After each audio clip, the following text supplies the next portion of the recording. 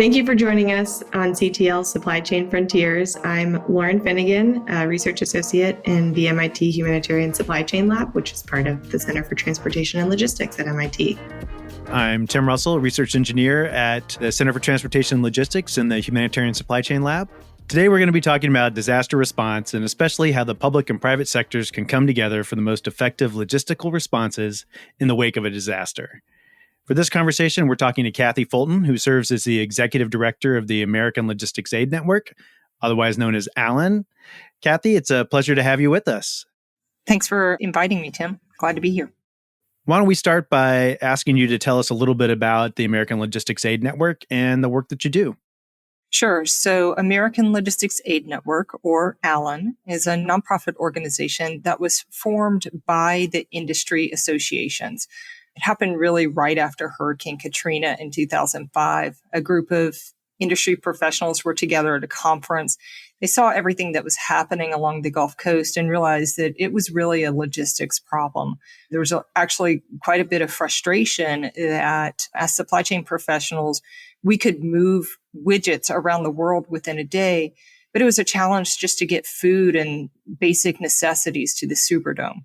So a group came together, and that's how we got our start. Since that time, we've really been active in just about every disaster that has occurred here in the United States. Some of the work that we do really centers around helping nonprofit organizations connect with donated or discounted logistics services for their response efforts. As we were doing that, we realized, hey, if we want these businesses to help nonprofits, we've got to ensure that those businesses themselves stay in business. So that led to us really working towards providing businesses with the right types of information. And as we were doing that, we realized that, hey, we're collecting a lot of information from businesses about how they're responding during disasters. And so we've since really after 2017 and Harvey, Irma, and Maria turned that into helping government, especially FEMA, understand what's happening with private sector supply chains during disaster response. So we do all kinds of things. We, coordinate those logistics solutions. We convene, we bring people together. We do a little bit of education because who doesn't love education around, if we weren't learning and sharing that knowledge, what good would it be? And then that information management, really helping to get that information pushed out to the various communities. Thanks, Kathy. Where are you active now in disasters, or where have you been active recently in supporting disasters through ALAN? Yeah, that's a great question, Lauren. Thanks for asking. It feels like there's a new disaster happening every single day. Earlier this year, we responded to tornadoes across the south central area and southeast, the flooding, just this crazy flooding that happened in California. And then last year, probably the biggest event we've had in a few years was Hurricane Ian, and just responding to the needs in Southwest Florida. Like I said, it feels like there's something going on every single day, and whether we're preparing for, actively responding, or helping someone recover from a disaster, that just the work never stops. Hey, Kathy, could you say a little bit about Operation Barbecue and the work you did with them after Hurricane Ian? Yeah, they're a really interesting nonprofit organization. They provide feeding support for both first responders and disaster survivors. And so there were a couple of really interesting things that they needed. They buy all of their food in mass quantities or get it donated in a lot of cases. So we were helping them with the transportation from the producers, whether it was corn coming from the Midwest or there's a bread factory that was sharing some frozen rolls. And really, we were helping them with all those inbound logistics activities just so that they could then have the resources there to set up their huge kitchen and cook, delicious hot meals. They call it the one hot meal that matters. The really interesting thing about that is we've built such a great relationship with them that earlier this spring, I got a call at like 2:00 on a Friday afternoon, just kind of this frantic call saying, hey, we have this fabulous donation of 6 truckloads of pork butts, but we have to have it we have to be able to accept it by Monday morning. And that's almost unheard of, right? In the logistics world, things tend to shut down sometimes early afternoon on Fridays. And so I'm like, I don't know, but we're going to put the word out And within 2 hours, we had actually found a warehouse space in Dallas for them. And it's just an amazing story because not only did that food get rescued, it meant that, sometime later this year when they cook, and they're going to have to cook, and they have been cooking, 500,000 people are going to have a delicious hot meal that matters simply because a warehouse said, yeah, we can take that stuff. It's no problem for us. It's a few pallet positions and maybe a little bit of logistics, but it's doing a lot of good. Yeah, I absolutely love that story. I tell it all the time, when someone asks me what Alan does or how we're involved. So when you put it in the context of how many people will be served, I think it's amazing. Yeah. So that's a great example of connecting the donation with a space that can handle it on the logistics side. How does Alan broadly think about making those connections and ensure that the private sector actors are connected with the right organizations during a disaster and, in this example, kind of blue sky times, if you will? Yeah. So there's an old adage, you never want to exchange business cards at a disaster. And we ascribe to that. Absolutely. We do a whole lot to help build relationships, build trust before a disaster happens. But we also know that battle buddy mentality, and, I kind of hate that analogy, but it's a true one in that, hey, if we can work together to solve a common challenge, especially during a disaster, I'm going to have a stronger bond. I'm going to have a stronger emotional connection with that person. So we can do all we want to, introducing people. And Tim and Lauren, you guys have both been so helpful with the calls that we have where we bring the private sector actors together and just get them together when a disaster is not happening. But we also know that when they can work together, they can solve that problem together. It's going to drive something in them to want to do that again and again and again. So that's actually an example of kind of private activities coming together. We also do work, private-public kind of activities. You're both very involved in the SCAN, Supply Chain Analysis Network work. You guys have the hard job of actually looking at the data and trying to figure out what it means. I get the easy job of talking to people and saying, hey, does, all this analysis that the smart folks at MIT did, this make sense to you in your business? So that's kind of also something where we're able to use those conversations, help share information with the private sector, and then that information gets reflected back to government officials to help with their decision making. So it's building those connections. It's the give and take of relationships. So it's also kind of an interesting perspective on how information flow really aids with relationships. Yeah. And I think even back to the early days of COVID, when we were all learning about supply chains because of the challenges of getting food on the table. And so I think that's a really great way to recognize those individuals, because I have to imagine that is what helps drive people to continue to work with Alan. So I'm curious what you hear from people in a disaster, before a disaster, about why they're engaged. Yeah, it's really interesting when we ask people, hey, what is important to you? Why are you doing this? The number one answer we always get is it's the right thing to do. There's a community mindedness to it. We do have a few who are honest with us and say, hey, we see a brand opportunity here. I've had a couple of them say that to me, right? It's our business. But mostly the people who are doing it are not making money off of it, for sure. Right? This is just a way for them to give back to their communities. It's a way to do something using their expertise. Like, it's using the stuff that they do every single day to make money for their businesses, to make a difference in the world.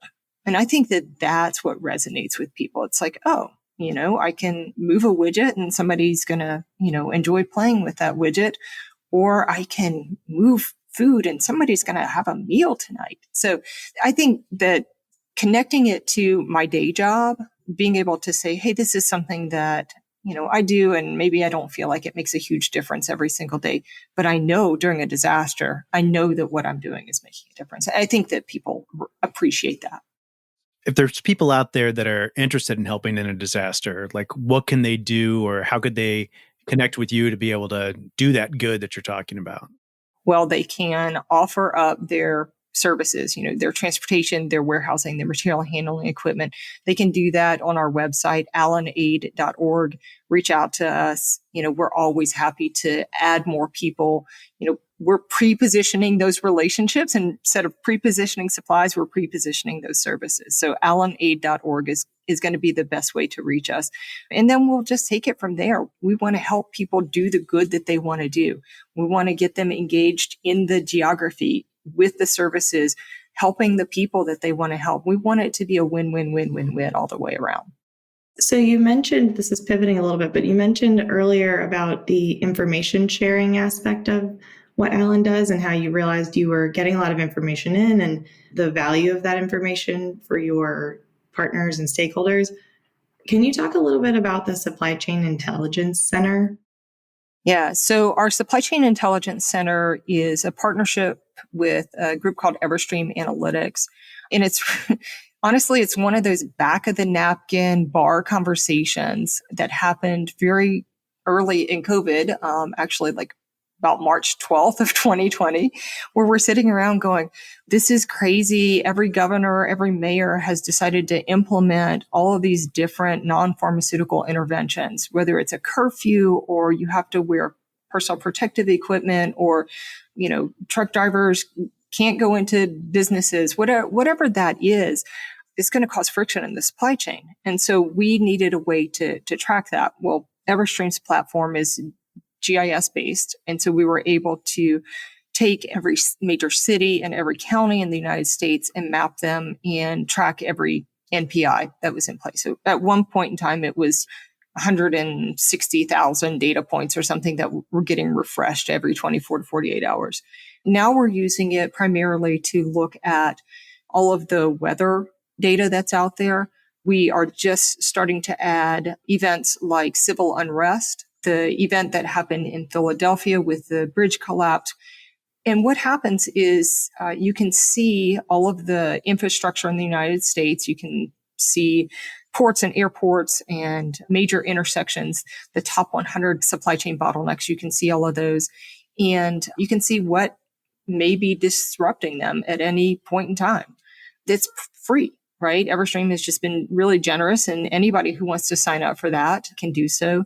I was at a nonprofit conference a couple of weeks ago, and someone walked up to me and said, I look at your map every single day.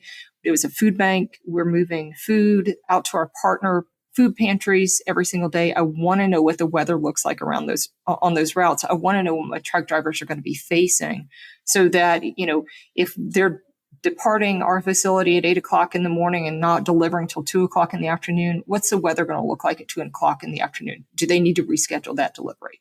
So it's been really fun to know that it's making an impact on daily lives. It wasn't just a COVID thing, but people are still using it. So I was looking at I pulled up the Allen webpage and I saw the information on Super Typhoon Mawar.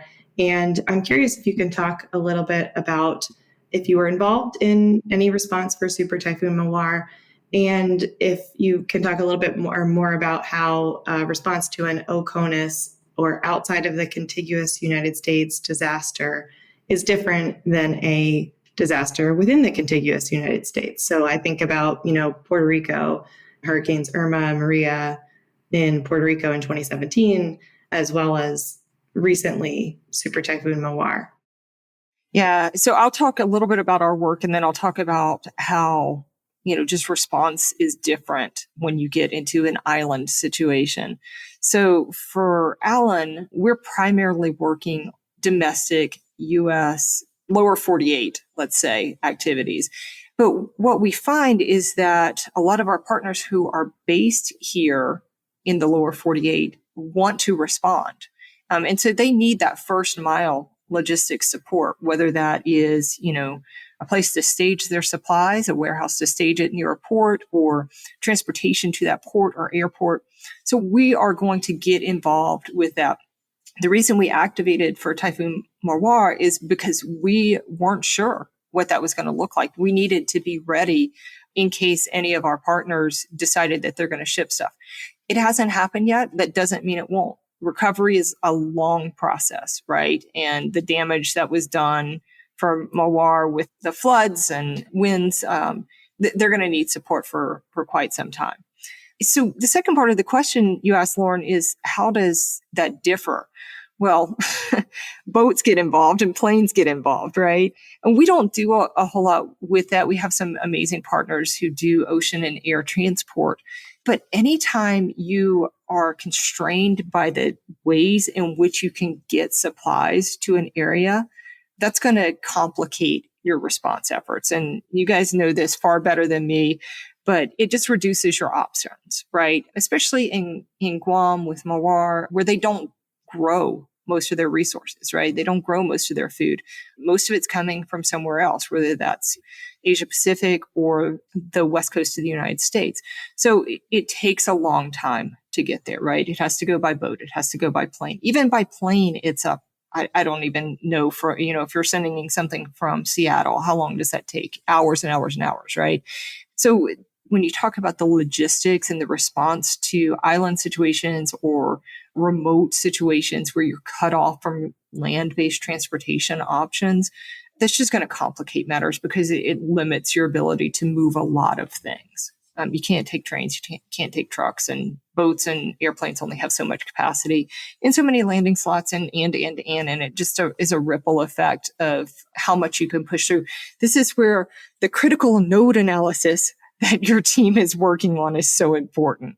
Like, it's going to help us all better understand why those nodes are critical and what the throughput is for them. When you first started talking about Alan activating in response to the storm in Guam, you mentioned something that I think that is also really important, not just the critical node pieces, but you mentioned that you were activated to see what you didn't know, to see about the demands that were there. Maybe you could talk a little bit about that importance of connecting that supply and that demand pieces. Yeah, I'm constantly having to remind people that you don't want to ship something if nobody needs it, right? Because it's just going to cause a problem. So being very demand focused. Modern commercial supply chains, for the most part, are demand focused, right? There are still places where we're trying to create a market with a product, but we want to respond to what's really needed. So we're constantly asking our partners. We have a couple of organizations we work with who do have members on the ground. They have all come through fine. But understanding, hey, what are the needs? Because if we're sending things that you don't need, then it becomes a waste problem. And in an island like Guam, there's no excess place to put that. We saw this problem in Puerto Rico after Irma Maria with plastic water bottles, right? So much water was sent over, and there's a whole other story about that. But it was because there was no true understanding of what was really and truly needed. So thinking about that, working with our partners, talking to people who are as local as possible, and then once our response partners are on the ground, understanding from them their situational awareness, having those conversations with them so we can say, this is not necessarily something where we need to get involved, or yes, we absolutely need to get involved.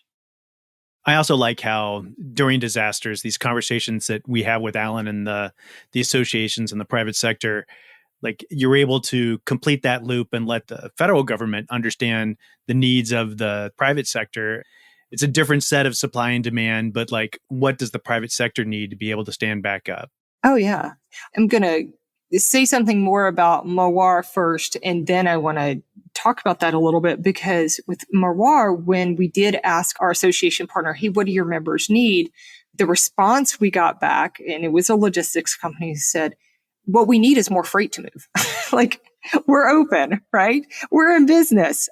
Just tell us what you need moved and, connect us to the federal government and other organizations who can, help us make money, which is great. I'm not knocking that at all, but it was very obvious that recovery was well underway for that organization. So yeah, when you think about the things that businesses need, oftentimes they relate in some way to supply chain activities. They need debris cleared, or in the case of Philadelphia, I hate to keep going back to that, or they need a bridge rebuilt, right? Or they need power so that they can get their factory back up and running so that they can produce those critical items rather than government having to bring in the short-term relief items, right? And it's understanding things really as an ecosystem. and understanding that things that were provided by private sector before a disaster should, to the extent possible, continue to be provided by private sector after a disaster. The National Academies report that the Humanitarian Supply Chain Lab did a lot of work on back in 2018, 2019, 2020 really showed that restoration of those pre-existing supply chains is the best way to serve communities after disaster. But if government, who is controlling some of the restoration priorities, is unaware of what they are, then we're at odds. I think that, after disaster, we all kind of want the same things.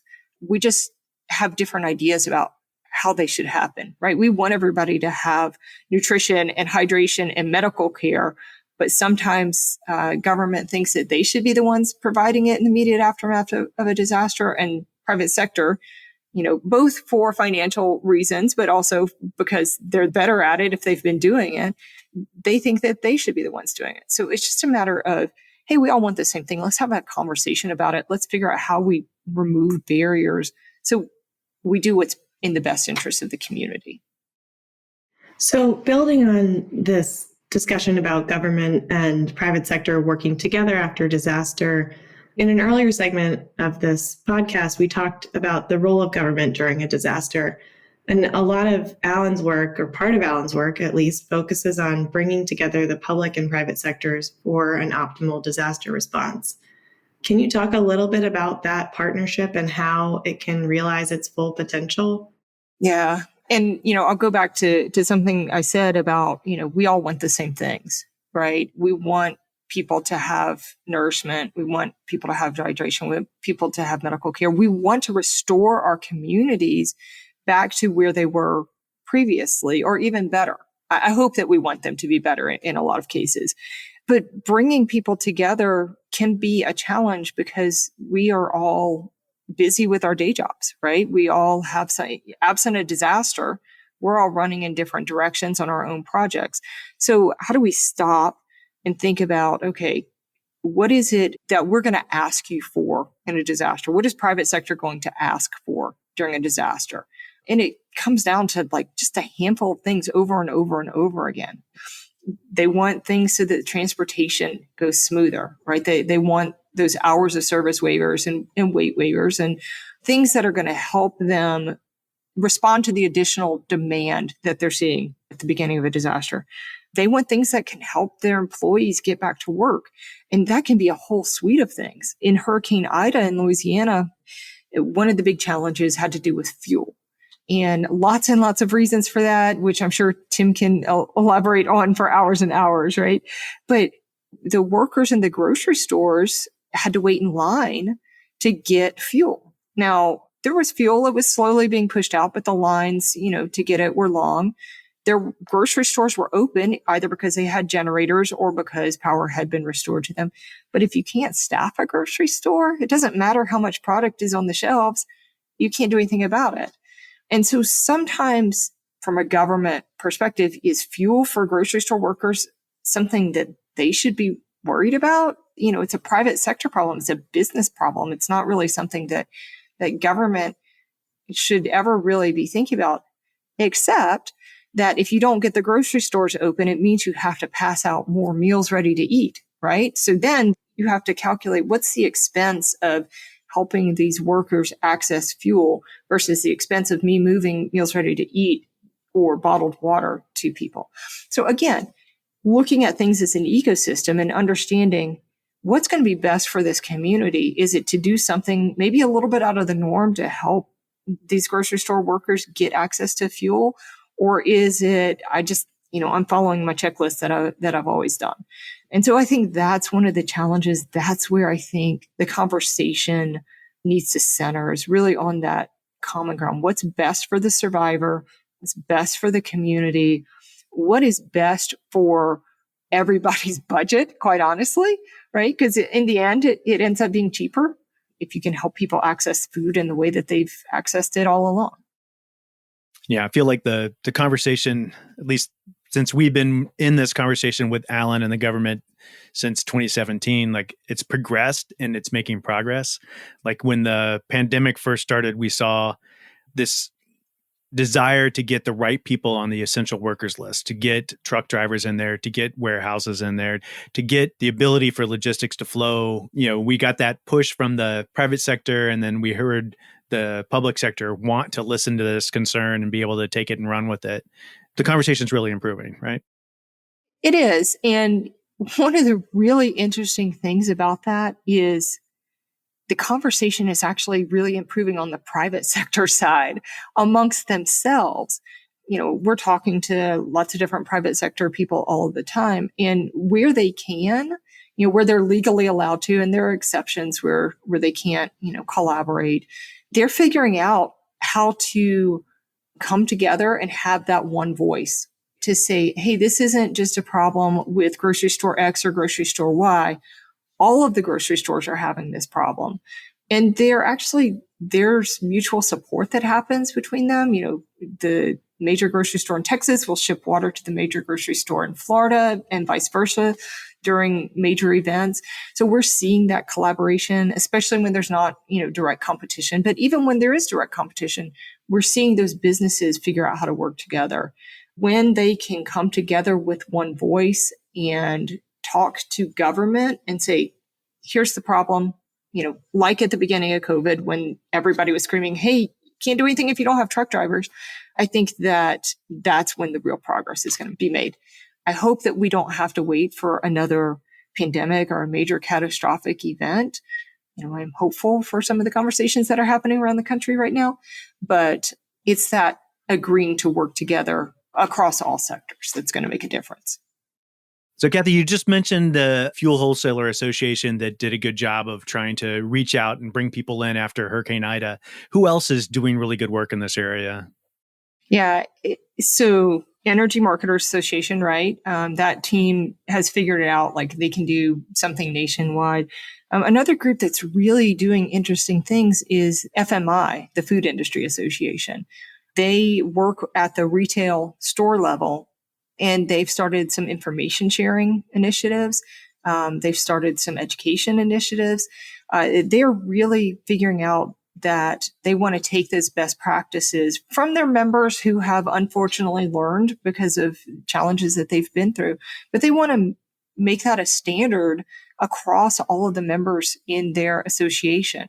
I really applaud that. I applaud the work that's being done there. I know that there are others who are out there. These are just a couple of examples of groups. I'll also say that we're seeing FEMA trying to be smarter about this as well, right?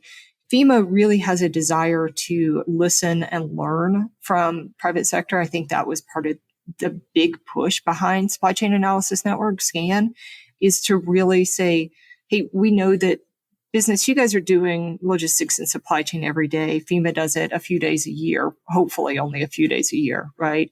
We want to stay out of your way, do no harm. As Mr. Dorco says, Jeff Dorco, who leads FEMA's Logistics Management Directorate, is always saying, hey, first, do no harm. We want to stay out of business's way. And so when we're seeing that from government, we hope that it can have an influence across all of the agencies in government. FEMA gets called in to coordinate a lot of things, right? And they are the disaster agency, but there are other groups who have supply chain initiatives happening, from the White House to Congress, in the Congressional Supply Chain Caucus, wherever it is. We just hope that they are listening to the right partners and listening to the pros, literally the people who do supply chain every day, right? Let us, as an industry, help inform what those policies end up being. As we head into the hurricane season, what are your hopes and your fears? Hopes and fears. Hope is not a strategy. So really, I do hope that it's a quiet season, right? I hope that the models that the Weather Service and the Hurricane Center have hold out and that, we have less hurricanes this year. But what I really hope is that people will, decide that they want to get involved if something does happen, that they'll, look to the best part of themselves and say, what is it that I can do that's going to make a difference and not cause additional problems? So that's what I hope. Yeah, I haven't seen that disaster fatigue play out yet. It seems like people are still willing to help and people are still willing to to reach out and to do for others? Yeah. Yeah. It's really interesting because we're in this very strange time in logistics and supply chain right now, right? Just really strange time. If you look at the numbers and number of loads that are moving and this post-pandemic, what's really happening out there. Does that mean that there's more capacity and more opportunities for people to do good? I hope so. I hope that they won't wait till something happens. But you're right. Disaster fatigue. We've not seen that. I hope we don't. That's another hope. I don't know. But again, it's not a strategy. So we're still all going to bust our backsides trying to make sure that people know how they can help. So Kathy, you talked about like education. You talked about this like information flow and building these connections. Maybe you could say a little bit about the Humanitarian Logistics Awards that you guys have. Yeah, thanks for asking about our Humanitarian Logistics Awards, or as my team affectionately calls them behind the scenes, our HULAs. So it's something we started back in 2017 or 2018. It's really about recognizing the amazing work that is getting done by supply chain professionals and logisticians to support the advancement of humanitarian activities. So maybe, these businesses or individuals that we're recognizing, maybe their primary job isn't humanitarian response, but they've figured out that something about it drives them. There's something that interests them for it. We've been fortunate to recognize the Humanitarian Supply Chain Lab as one of our previous recipients. After our work together in 2017 on Harvey, Irma, and Maria, I'm just thrilled that relationship has just continued to grow and expand. So the awards recognize either businesses, individuals, educators who are just doing good in the world through their skills and expertise and knowledge. Yeah, I think that recognition is so important to really, especially in the disaster space when people a lot of times have their heads down and are constantly responding. To step back and acknowledge that hard work is so important. Logistics and supply chain are always behind the scenes, right? So, even after we've been through the last 3 years of the pandemic where supply chain was in the news every single day, people think that they understand what logistics and supply chain is, but they really don't.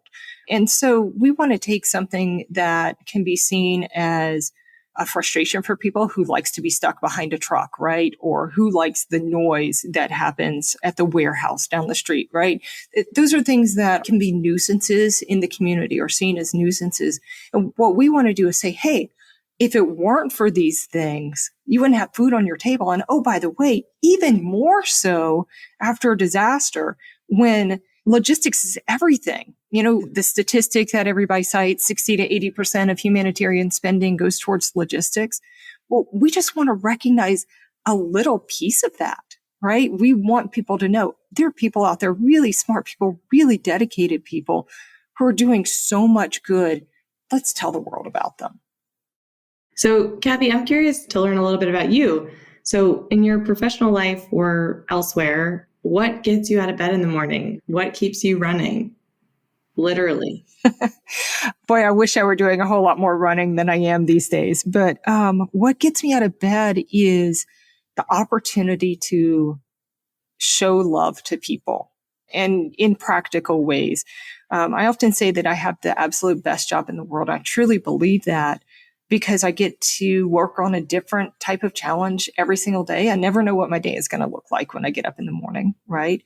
I get to work with really cool people who are passionate about what they do, people who are incredibly smart, people who are incredibly dedicated, people who just want to do the right thing.